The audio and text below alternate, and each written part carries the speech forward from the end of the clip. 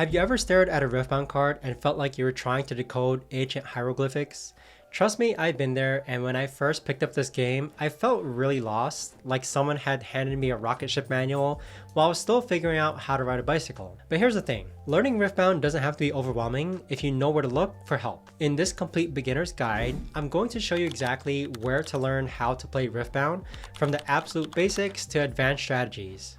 Now, whether you're coming from Pokemon like I did, or you're completely new to trading card games, I'll walk you through every resource that helped me go from a confused beginner to someone who can actually win a game occasionally. Now, if you're ready to dive into the world of Riftbound, without feeling you need a PhD in game theory, let's get started. Now, first off, you have to go to Nexus Nights and just play the game. I cannot stress this enough, there's no substitute for actually sitting down across from another human being and learning through experience. Nexus Nights are weekly events hosted at local card stores where Riftbound players gather to play casual and competitive games. Think of them as like a training ground where you'll transform from someone who holds cards upside down to someone who actually knows what they're doing. Now, the beauty of Nexus Nights is that you're not just learning the rules, you're learning the culture, you're learning the community, and you're learning the unwritten etiquette that makes the game enjoyable for everyone. Plus, most players at these events are incredibly welcoming to newcomers, probably because they remember being confused at first too, not too long ago. Some Nexus Nights even offer free entry for newcomers, and most I've attended cost no more than $10. Considering you're getting hours of gameplay, learning opportunities, and social interaction, it's a pretty good value. It's like getting a masterclass in Riftbound for the price of a fast food meal. But before you show up to your first Nexus Night, you'll want to know how to find these events in your area. Now, to find Nexus Nights in your area, you'll want to check the official Riftbound website or ask at your local game stores. Most stores that carry Riftbound products will either host these events or know where they're happening nearby. Don't be discouraged if the first store you check doesn't host Riftbound Nexus Nights. The game is still growing, so not every location has established regular scenes yet. But when you do find a Nexus Night, you'll discover that the Riftbound community is surprisingly tight-knit and welcoming. The social aspect of learning at Nexus Nights can't be overstated. You're not just learning rules from a book, you're learning from people who are passionate about the game and want to share that passion with others. When you're not at Nexus Nights, YouTube videos are your next best friend for learning Riftbound. I plan on making more videos on how to play Riftbound myself, but in the meantime, there are already some excellent resources available. Specifically, I enjoyed watching gameplay POV videos where you can see exactly what experienced players are thinking as they make their decisions. These videos are like having a mentor sitting next to you, explaining not just what to do, but why to do it. The great thing about POV videos is that you get to see the decision-making process in real time. You'll start to understand the thought patterns that separate good players from great players, and you'll begin to develop your own strategic thinking. But YouTube isn't just about watching others play, it's also about understanding the bigger picture of competitive Riftbound. Also, watch the regional tournaments that happen. They're the official games by Riftbound that showcase the highest level of play. I learned a lot from watching these at my work during my lunch breaks. These tournaments are like the World Series of Riftbound. You're seeing the best players in the world competing with optimized strategies and decks with flawless execution. Even if you don't understand everything yet that's happening at first, you'll start to pick up patterns and strategies that you can incorporate into your own gameplay. The commentary during these tournaments is particularly valuable for beginners also. The casters explain not just what's happening, but why it's significant, what the players are trying to accomplish, and how different strategies interact with each other. Watching tournament play also gives you a sense of what the competitive meta looks like, which champions are popular, and what kind of strategies are succeeding at the highest levels. This knowledge will help you make better decisions about which decks to build and which cards to prioritize. Playing with friends and family members definitely helps.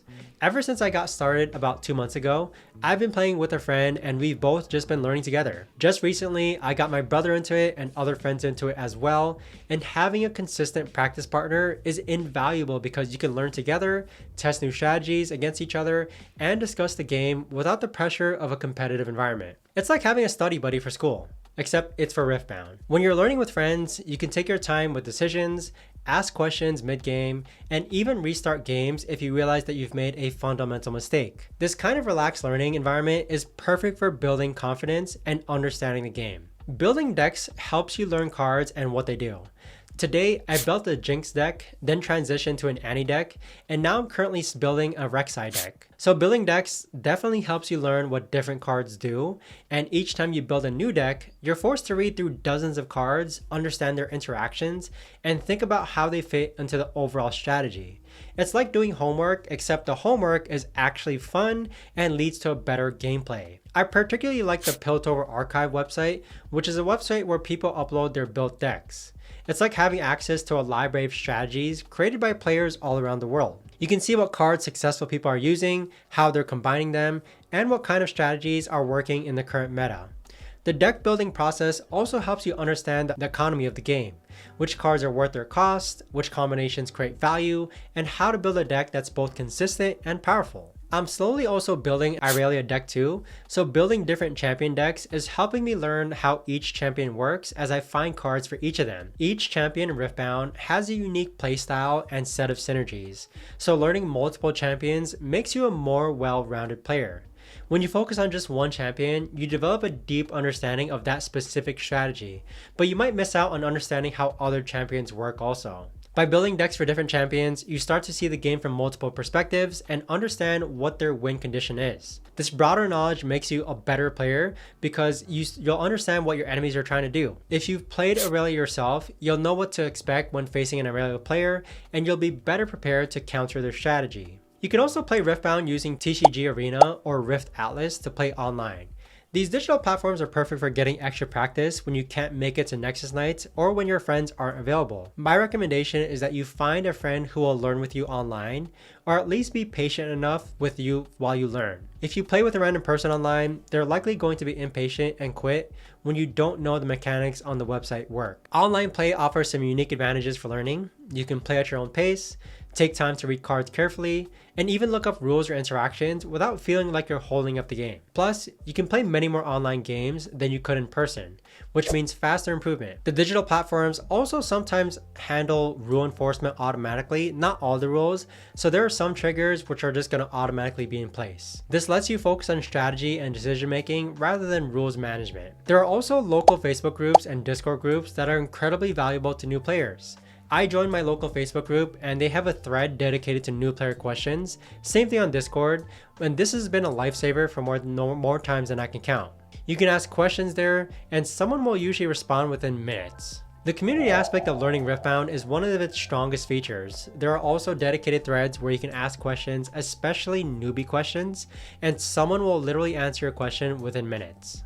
It's nice that the community understands that helping a new player is essential for game's growth, so there's a genuine culture of mentorship and support. So don't be afraid to ask what might seem like an obvious question. Everyone was a beginner once, and the community remembers that. Plus, asking questions often leads to discussions that help everyone learn something new. Last but not least, we have opening packs, and this is somewhat costly, but it's also entertaining and fun. As you open packs, you expose yourself to new cards and learn about them through discovery. Just recently, I pulled this card called Spellsonger, which I had no idea existed, but pulling it out of a pack and researching how people used it in decks helped me understand both the card and the strategies it enables. Opening packs is like getting a random sampling of the card pool, which exposes you to cards and strategies that you might not have encountered otherwise. Each new card is a learning opportunity, and the excitement of discovery makes the educational process much more engaging. While opening packs isn't the most cost-effective way to build a deck or a collection, it's an excellent way to broaden your knowledge of the game and discover cards that might inspire new decks. The key to learning Riftbound effectively is combining multiple approaches rather than relying on just one method. Start with YouTube videos to understand the basics, then attend a few Nexus nights to get hands-on experience with real opponents. Use online platforms for extra practice and to test new strategies without the pressure of face-to-face competition or purchases. Join community groups to ask questions and stay connected with other players. And don't forget to experiment with deck building to deepen your understanding of different card interactions. The learning process isn't linear, but you'll have breakthrough moments followed by periods of confusion, and that's completely normal.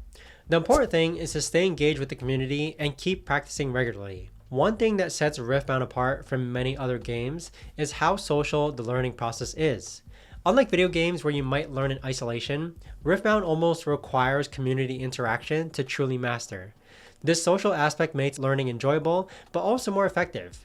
When you learn from other people, you're not just learning rules and strategies, you're learning the culture and etiquette that make the game enjoyable for everyone. I'll be honest, Riftbound does have a steep learning curve. The complexity can be overwhelming at first, but remember that everyone goes through this phase, and the community is there to help you through it. Don't get discouraged if you lose your first dozen games, or if you feel confused about complex interactions.